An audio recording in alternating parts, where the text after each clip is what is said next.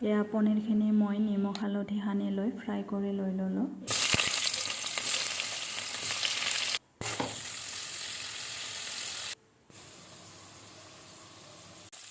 এতিয়া সেই একেখিনি তেলতে পিঁয়াজ, জলকীয়া, কাজু অকণমান ৰংচোৱাকৈ ফ্ৰাই কৰি লৈ মিক্সাৰ গ্ৰাইণ্ডাৰত দি পেষ্ট এটা বনাই ল'লোঁ।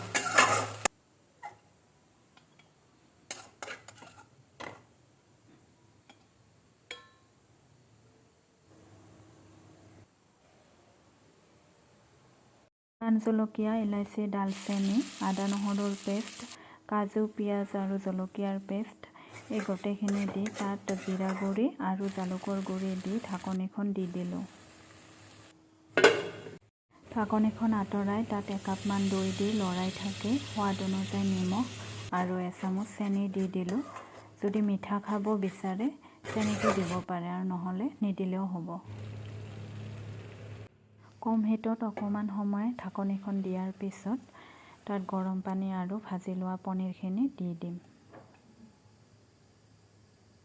অকণমান সময় উতলিবলৈ দি একেবাৰে শেষত মই কচুৰি মেথি দি দিলোঁ আৰু এয়া মোৰ দৈ দি বনোৱা পনীৰৰ ৰেচিপি হৈ গ'ল। আৰু আপোনালোকে এয়া ভাত বা ৰুটিৰ লগত পৰিৱেশন কৰিব পাৰে।